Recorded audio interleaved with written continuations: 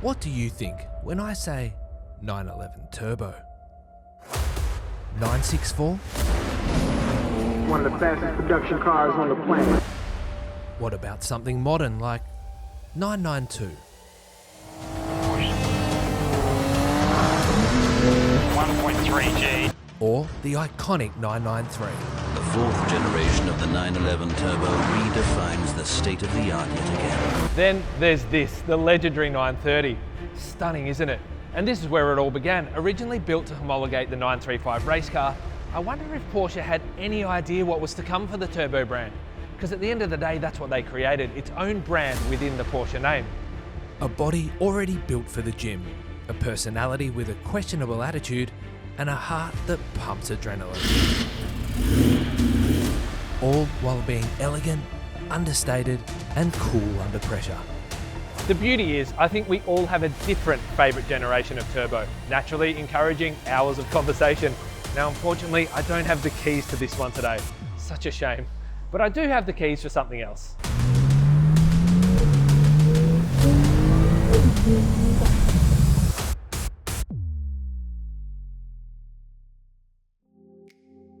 The 991.1 Turbo, a beginning of a new generation and a new platform. And I think it sits right in a sweet spot of the Turbo lineup. It's beautifully elegant in its modern design and holds just enough character from the 997 before it started evolving into 992.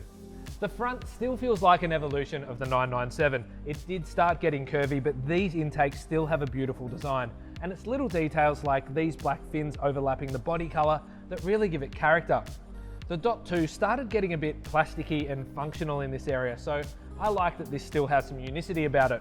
And as we move around the side, I love these 20-inch twin spoke wheels, and especially against this agate grey, it is all class. The sloping roofline into these big wide arches, and of course the air intakes, probably the most recognisable characteristic. And as we come around the back, it's all about simplicity with the main focus on this active rear wing. This is the highest position, and when it's lowered, it tucks neatly into this ducktail to represent that iconic Turbo profile we all love. Personally, I've always loved the Turbo because it's the first Porsche that I saw on the road that made me think, yeah, that's the one I want.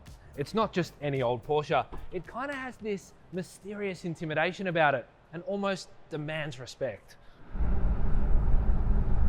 Inside the 991, well, it's a modern car. A massive step up from the 997 obviously, and a clear indication of where the future was heading with design. There's real gauges in the classic 5-dial configuration and not a single button on the steering wheel. And it's funny, isn't it? Because this car's now 10 years old and it just feels that the digital screen takeover and buttons and dials all over steering wheels are just something we're so used to now. But I think that's another reason why this generation sits right in a sweet spot. And maybe I resonate with it because I drive a GR Yaris, so I love a modern car with a nod to the analog driving experience. The 991 was not offered in a manual gearbox, extremely controversial at the time, but now we all know how good the PDK is, maybe all is forgiven? But it has got me thinking that that decision was part of a much bigger picture and almost a new mantra for the Turbo brand going forward. That being, I'm going to get you down the road so fast, there's no time to change gear, just hold on and steer. And now we all know what the 992 Turbo S is. It kind of makes sense that all started here. This is equipped with the Sports Chrono Pack, so I get faster shifts and a more dynamic throttle response when I put it into Sports Plus. So I can hit that now, drop down a couple of gears, there's second, there's first, 3.8 twin turbo flat 6, 520 horsepower, and it just unleashes it all at once. Back in, listen to that, and listen to the overrun.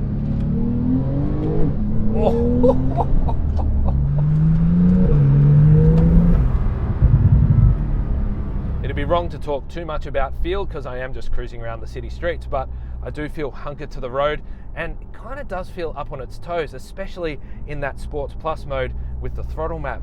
The steering does feel tight and direct, probably helped by the Michelin tyres, and I do have 4-wheel steering, so really helps with manoeuvrability around the city.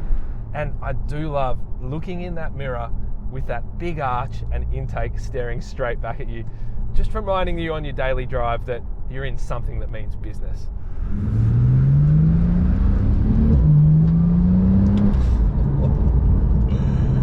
So good. Yep, there was the popular S variant, which came with a bunch of different upgrades, but it kind of begs the question, would you need it? If you want to do more track days, sure, the center lock wheels, carbon ceramic brakes and dynamic stability control might be handy, but it does come at a price. And I just think that for everything this car delivers and the size of the smile it puts on my face, I think it does a pretty great job of encapsulating everything a 911 Turbo should be.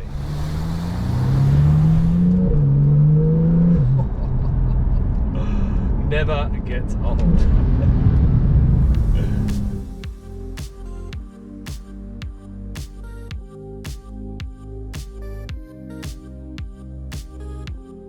So there it is, the 991.1 Turbo, the perfect balance of elegance, character, and raw power.